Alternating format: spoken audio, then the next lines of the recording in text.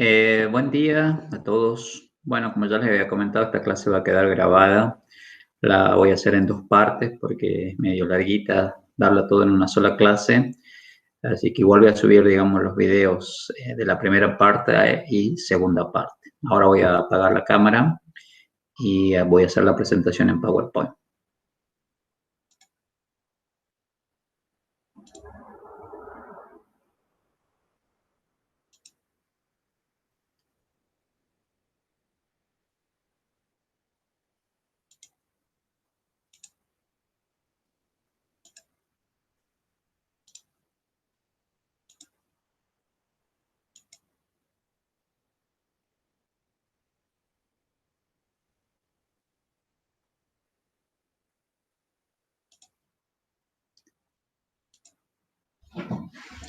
Bueno, continuando, digamos, con el programa de examen de la materia, ahora empezamos la unidad número 2, ¿sí?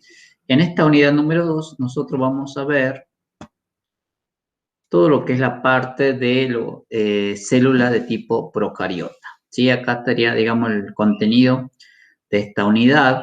Se los dejo a ustedes para que más o menos vayan teniendo una idea de cómo está constituida esta unidad en el examen, ¿sí? Como ven, es un poquito extensa, así que bueno, yo lo voy a ir haciendo en dos partes al video como para que no sea tan tedioso. Nosotros en la clase anterior habíamos visto los principales grupos de microorganismos, ¿sí? Y tienen que recordar que nosotros decimos que de acuerdo a su organización celular vamos a poder clasificar u ordenar a los distintos tipos de microorganismos. Si son organismos acelulares, hablamos de células de tipo procariota y eucariota. Y si hablamos de organización acelular, estaban los virus, viroides y priones, ¿sí? Entonces, dentro de los que es procariota, tenemos a las bacterias y dentro de lo que es eucariota vamos a tener a los protozoos, algas y hongos, ¿sí? Que son aquellos grupos de microorganismos que son los que principalmente a nosotros nos interesan estudiar desde el punto de vista alimentario. Entonces, como es muy extenso hablar en una sola clase de todo lo que es la organización celular de estos tipos de microorganismos, primero vamos a estudiar aquellos microorganismos que presentan una estructura de célula tipo procariota. Eso es lo primero que yo ya les he marcado en la clase anterior que tienen que tener en cuenta, ¿sí? ¿Qué tipo de célula presenta el microorganismo en estudio? Entonces, como primera medida tenemos que decir o definir a qué llamamos célula, ¿sí? Una célula ya saben que es la unidad anatómica y funcional de los seres vivos. Las células pueden aparecer aisladas o agrupadas, formando agrupaciones pluricelulares. En ambos casos, la célula es la estructura más simple a las que consideramos viva.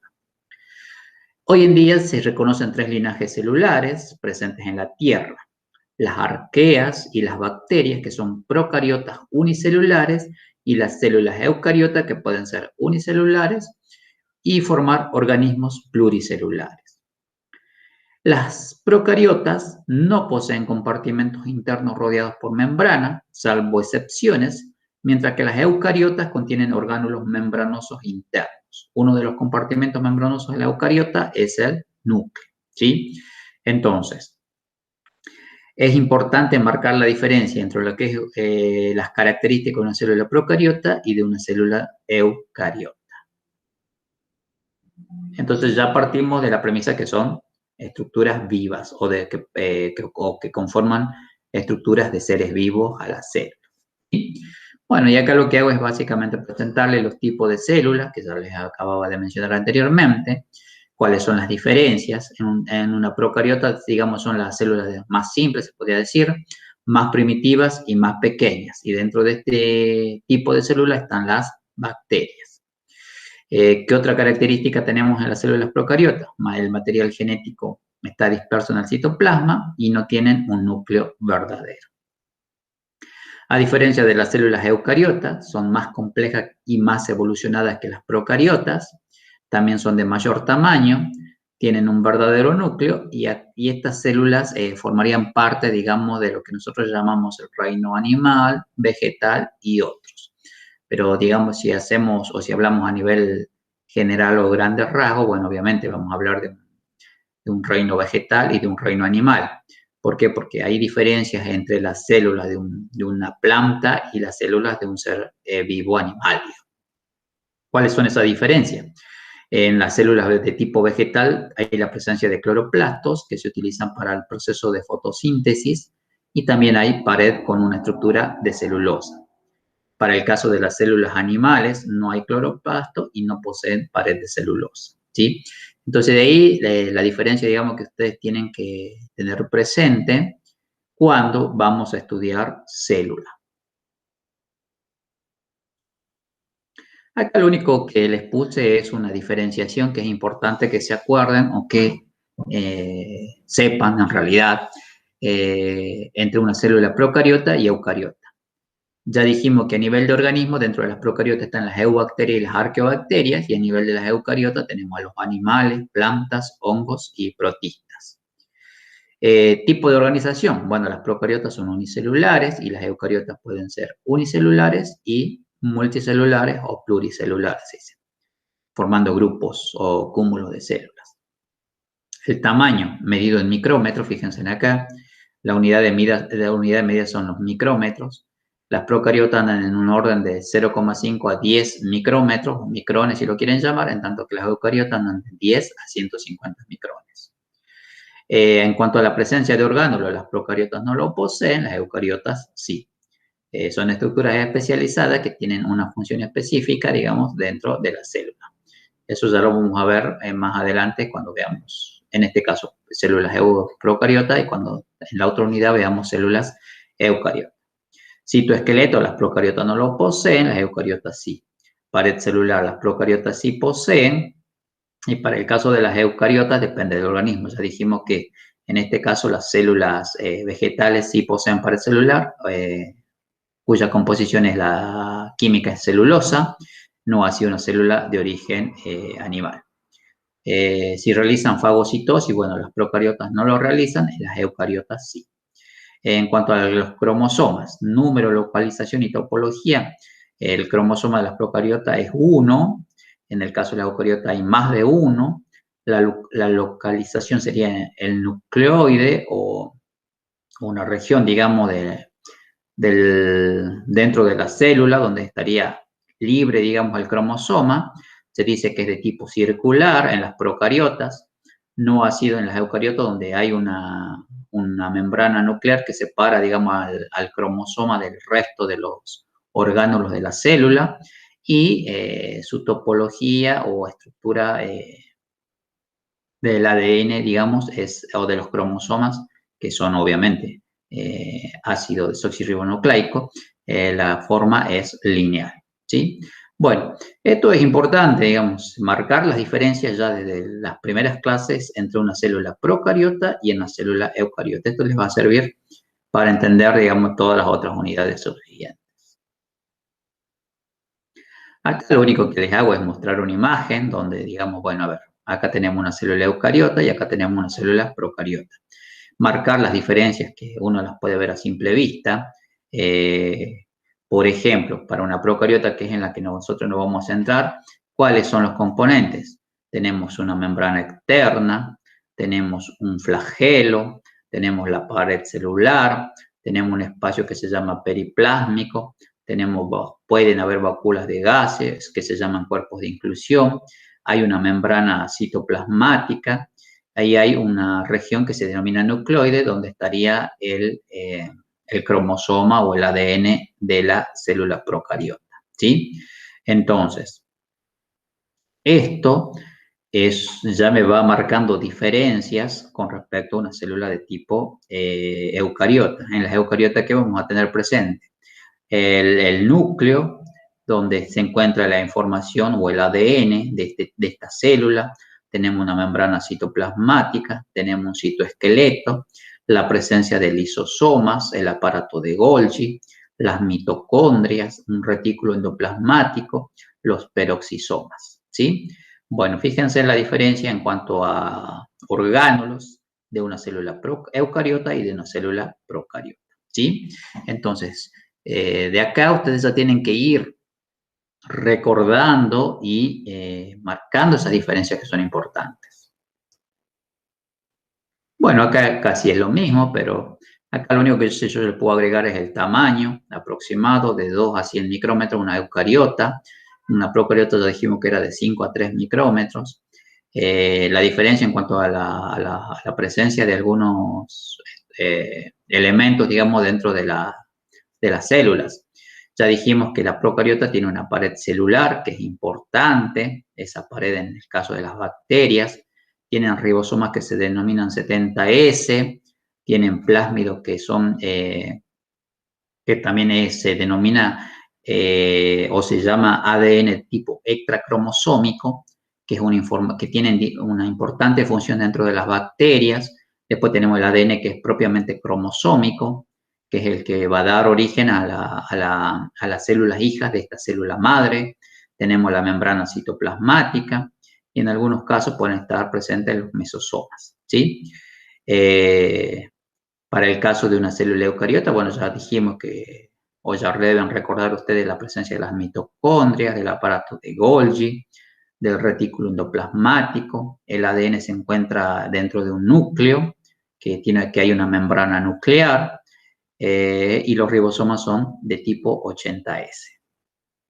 Sí, bueno, esto yo soy medio como que insisto, digamos, porque esto no, ustedes no pueden no saber o no conocer, ¿sí? A veces soy medio insistente, pero bueno, es lo que considero que es importante. Y acá vamos a hablar ahora de lleno de la estructura de una célula procariota. ¿Sí?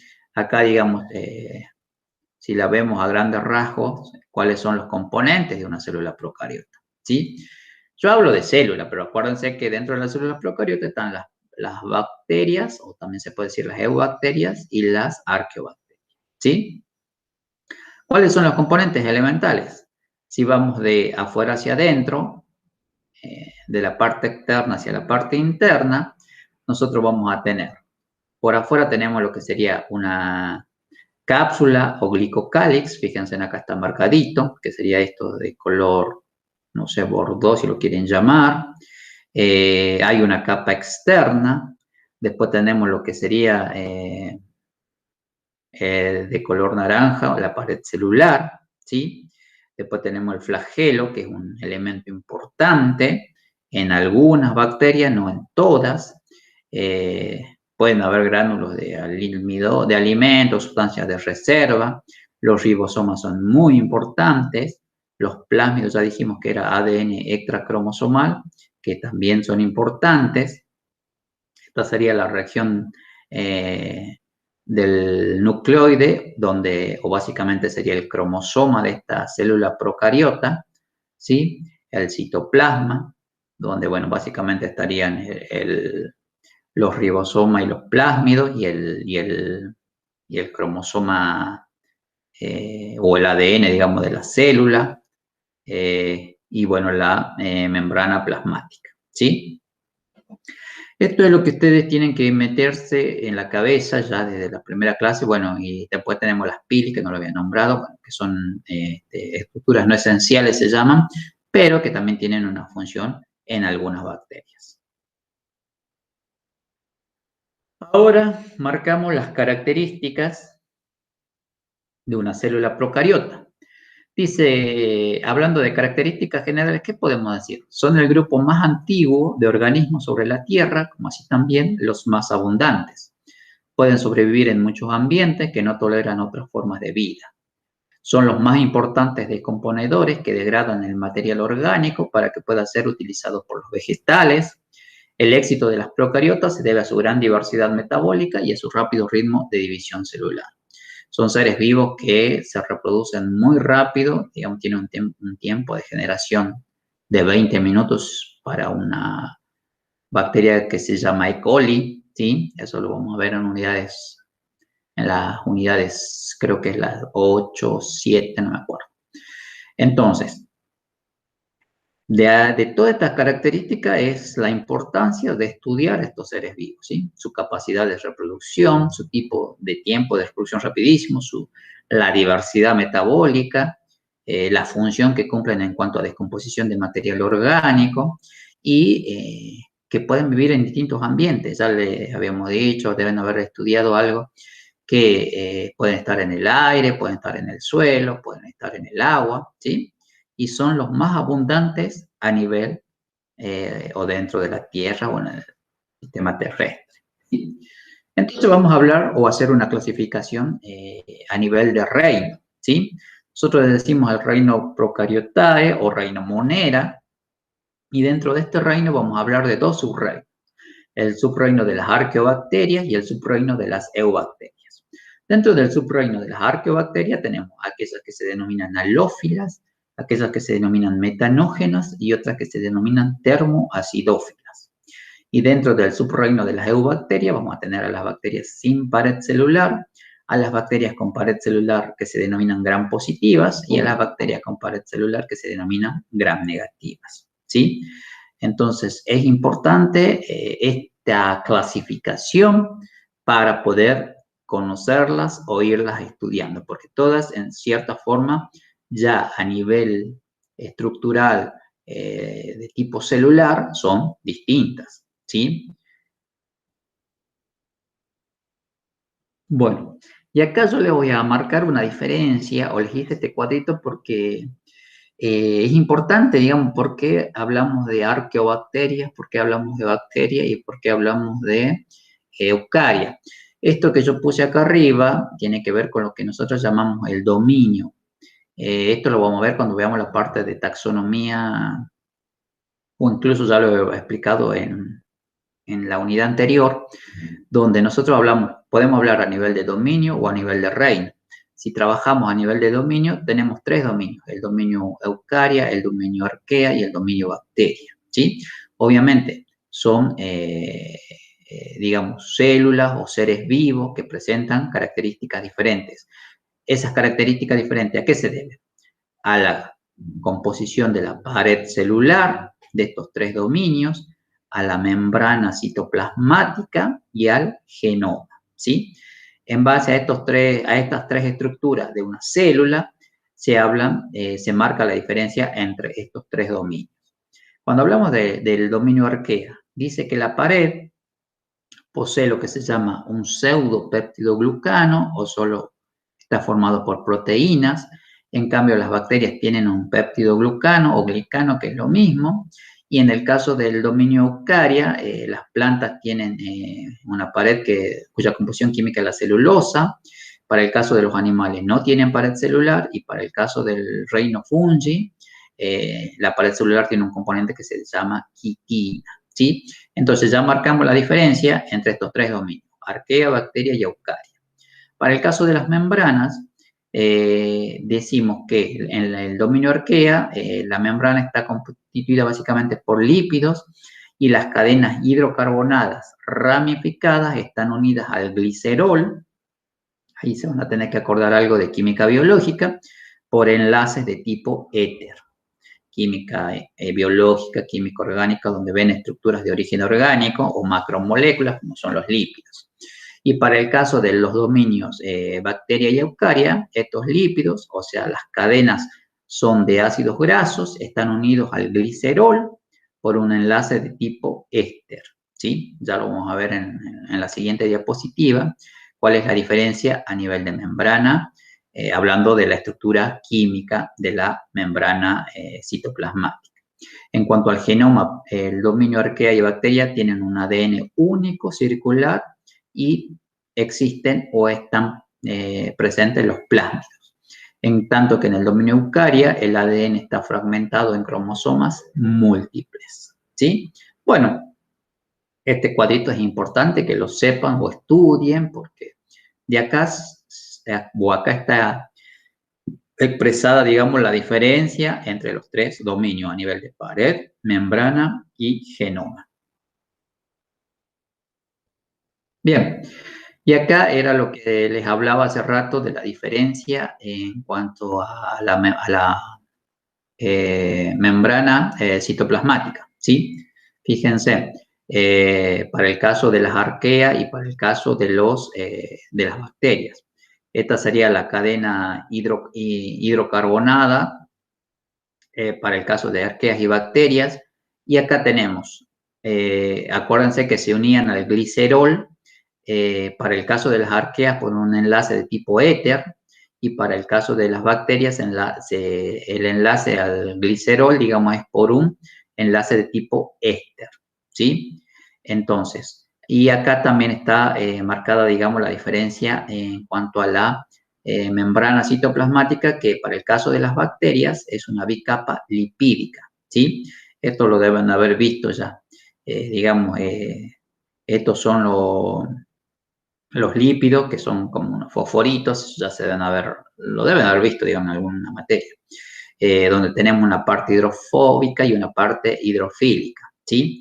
O sea, esto que está acá sería, esto ampliado sería una cabecita de estas, ¿sí? Esto sería para el caso, fíjense, de las bacterias, donde acá hay un espacio, por eso se dice una bicapa lipídica, porque tenemos una bicapa hacia la parte externa y otra bicapa hacia la parte interna de la célula. Esto sería o se cumple para el caso de las bacterias. Se dice bicapa lipídica. Y las características son el enlace de tipo éter, ¿sí? Esta sería la cadena de isopreno, si lo quieren llamar ustedes, o cadena de ácidos grasos. Acá estaría dado el enlace de tipo éter. Este sería el glicerol, el que está de color rojito, y el color celeste o verde, no sé cómo lo ven ustedes, sería el grupo fosfato. Y para el caso de las arqueas, acá no se habla de una capa lipídica, de una bicapa lipídica, se habla de una monocapa lipídica, ¿sí? Donde vamos a tener la cadena, esta estructura, digamos, donde no es es una monocapa de lípidos, donde en los extremos, ya saben, tienen el enlace de tipo éster, el glicerol y el grupo fosfato, ¿sí? Es básicamente eso, marcar las diferencias. Y estos dibujitos de arriba son la ampliación de los dibujitos de abajo, ¿sí? Bueno. Las arqueobacterias también se llamaron en su momento fósiles vivientes. Acá yo les voy a nombrar algunos ejemplos. Hay varios, digamos, pero bueno, uno marca o les presenta algunos que están en la bibliografía, digamos, de los libros de microbiología que si van a leer van a poder encontrar. Por ejemplo, tenemos Halobacterium salinarum, que vive en un medio halófilo. ¿Qué quiere decir halófilo? En altas concentraciones de sal. Hygrophilus tórrido, que crece a un pH cercano a 0, quiere decir que crece a un pH bajísimo. En teoría no debería haber vida a un pH cercano a 0, digamos. Es un extremo hostil para todo ser vivo, pero bueno, existen bacterias que tienen la capacidad de crecer en ambientes hostiles. Por eso se les denominan fósiles vivientes. Después tenemos a termoacuáticos, cuya temperatura óptima de crecimiento es de 70 grados centígrados. O sea, crece a altas temperaturas. Después tenemos a Metanophilus, al género Metanophilus, el cual crece en lugares sin oxígeno, se dice en ambientes anóxicos. Acá se denomina, o pueden hablar también de bacterias del grupo, se las denomina metanógenas, porque crecen o porque producen o sintetizan metano, ¿sí? Bueno, a todas esas bacterias o arqueobacterias con características distintivas en cuanto a su crecimiento en lugares extremos, por eso algunos la denominan bacterias extremófilas, digamos, porque en ese ambiente, por ejemplo, para Metanophilus, o sea, crece en lugares sin oxígeno. ¿Qué quiere decir eso? Que si yo la saco de ese ambiente y la llevo a un lugar en presencia de oxígeno, la bacteria muere. ¿Por qué? Porque está adaptada a un ambiente sin oxígeno. Lo mismo con Thermococcus, cuya temperatura óptima es de 70 grados. ¿Qué pasa? Si yo la quiero hacer crecer por debajo de 70, la bacteria no va a crecer, se va a morir. Y si la quiero hacer crecer a 100 grados, tampoco va a crecer. ¿Por qué? Porque no es su temperatura óptima de crecimiento, ¿sí? Quiere decir que crecen en lugares, en condiciones particulares de ese microorganismo, ¿sí? No crecen como ustedes, qué sé yo, hicieron en un laboratorio que les dio la profe, donde, bueno, yo pongo mi plaquita o armo en medio cultivo y la dejo y van a crecer bacterias. pero no es el caso de este grupo de arqueobacterias, ¿sí? Es importante que tengan presente eso. Después, en cuanto a la morfología, que es con lo que nosotros empezamos a estudiar a las bacterias, que vamos de la parte más sencilla, digamos, que es lo que se puede ver en un laboratorio.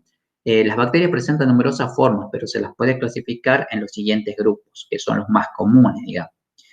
Nosotros tenemos, por un lado, bacterias con morfología de bacilo, se les dice, que es una forma recta en bastón, y que pueden presentarse separadas o en largas cadenas. Otra estructura que se ve a nivel microscópico son los cocos, que son en forma esférica y pueden agruparse de a dos o más. Y los espidilos, que son varillas largas en hélice, ¿sí? Hay varios géneros bacterianos que responden a estos distintos tipos de morfología, ¿sí? Yo acá lo único que les hago es mostrar algunos ejemplos de algunas bacterias, ¿sí? Acá tenemos lo que yo vería en un microscopio, si son de esta forma bien circulares, se dice que son, o nosotros en microbiología les llamamos cocos. Es una estructura, una morfología esférica, y algunos géneros bacterianos, por ejemplo, Streptococcus, presenta esta morfología. Si vemos bastoncitos o bacilos, se dicen, como una forma de píldora, serían la famosa Escherichia coli, que la deben haber escuchado. Tenemos una forma de serpiente, que sería para el caso de treponema, que se denominan espiroquetas. Los cocobacilos, que son medio esféricos y medio alargaditos, por eso se los llama cocobacilos. Después tenemos una bacteria que se ramifican, que es un género propio o distintivo de la mayoría de las bacterias, que se confunden a veces con hongos y tienen una estructura filamentosa. Y este género, los géneros representativos de bacterias son Nocardia y Actinomyces. Los diplococos son cocos, pero en grupitos de a dos, que se ven mucho en el microscopio. Esto sí se ve. Y bueno, puede responder no solo a este género bacteriano que es Neisseria, porque pueden haber otras también que tengan esta forma de agrupación. Cocos en cadena, que se denominan la mayoría de los Streptococcus, van a ver esto en un microscopio. Y Staphylococcus se ven en un microscopio como agrupaciones de racimos de uvas, si lo quieren llamar, ¿sí? Fíjense todo lo que uno puede ver en un microscopio en cuanto a la morfología. Ya las bacterias no son todas iguales, ¿sí? Todo esto que ustedes ven acá son células, ¿sí? Células de distintas formas y agrupadas de distinta manera. Ya el hecho de ser de distintas formas y de agruparse de distintas formas ya implica que no todas lleven el mismo nombre o género bacteriano. ¿Está? Así que es importante porque de acá ya empieza la parte, digamos, práctica que ustedes tienen que adquirir, digamos, durante el desarrollo de la materia.